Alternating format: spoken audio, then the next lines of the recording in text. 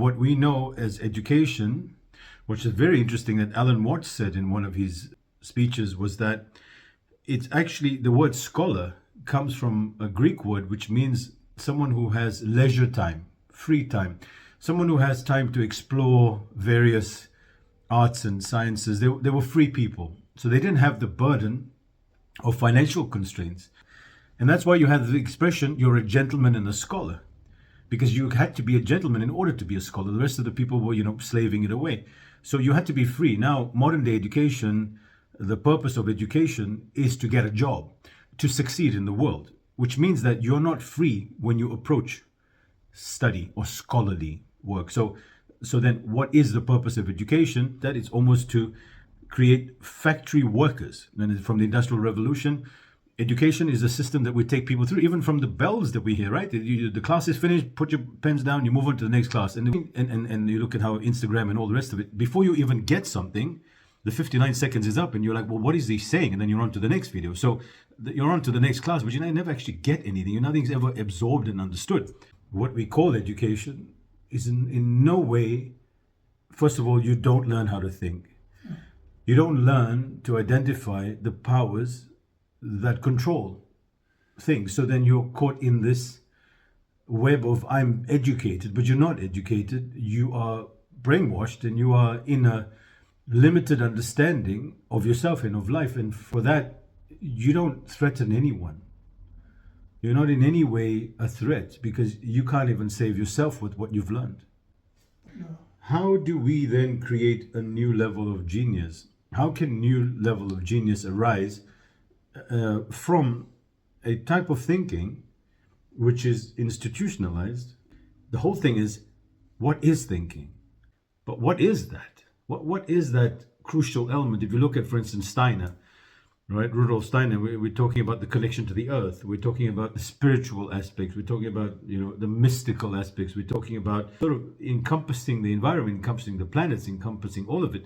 If you look at Pythagoras, right? I mean, it was about the planets. It wasn't just mathematics. You weren't just in there. Siloed education. So what you end up happening, you're doing geography. That's it. You're doing geography, you're doing biology, you're doing physics, you're doing science, general science. But all of these science subjects are just one branch of life and putting them all together. So, and then you become specialized. As we live in the world of hyper specialization.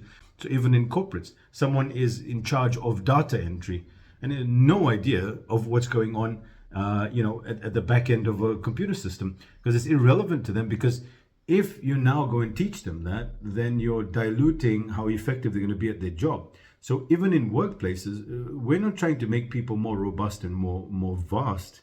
We're not trying to educate and uplift people and giving them a total view of their job and play a critical role in the whole company.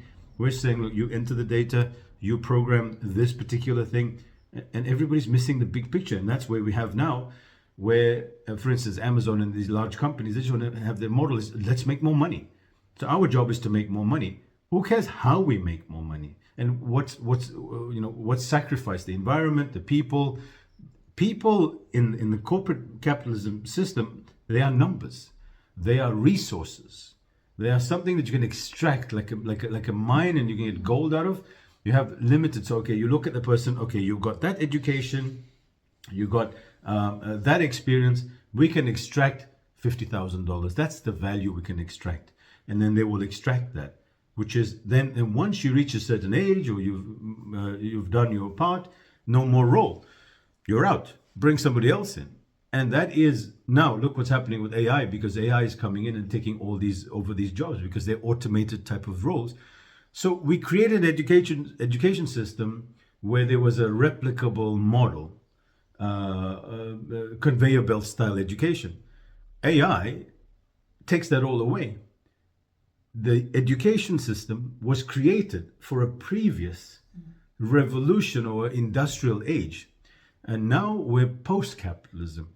AI will take over most of these jobs so AI can think like an industrialist or industrial revolutionist or a capitalist. Where does that leave humans? Because this education system that created that type of thinking makes you redundant. So people are all afraid about losing their jobs. What will I do? Well, of course you should be afraid, because your education and how you see the world and how you think the world is based on industrial age, industrial revolution, where people were machines. Now machines are becoming the people, right? So we created people, we created machines, then we needed people to run the machines.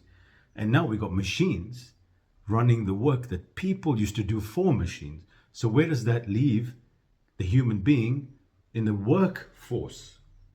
And how does that redefine work? What do we do? What role do we have? Because if you look at how work used to be before we industrialized everything and mass produced everything, it was the artisans, it was these guilds, there was perfectionism, it was this trade of seeking out perfection about one piece of art or one piece of furniture that took hours and so many people to construct, and that would be its value. But now value is based on how many can you produce, on what volume we can produce. So what does that mean? Where do we go from industrialization, mass production, where machines can do all of that? What roles do the humans play now? Because the humans just simply, that education system was created by humans to fulfill a particular need of a workforce. So what happens to this workforce? They don't have any more work. But then, do they need to work? I think it's time to revisit Dickens, because we are arriving at that age where AI and technology have basically darkened the human spirit. And we look at, look around you. There's zombies walking around. People are not alive. Not all of them, but a lot of them are zombies, especially in the large cities. So if we go back to what Dickens sort of diagnosed or suggested as the cure, maybe in there, from some of his lines, we'd learn how to be human again, because it's people don't understand what that means. Because what does it mean to you personally to be human? Because we're missing the moment. We're stuck on images. And that's what Dickens is saying. It's not on the images, it's in life. So then it's about living in life.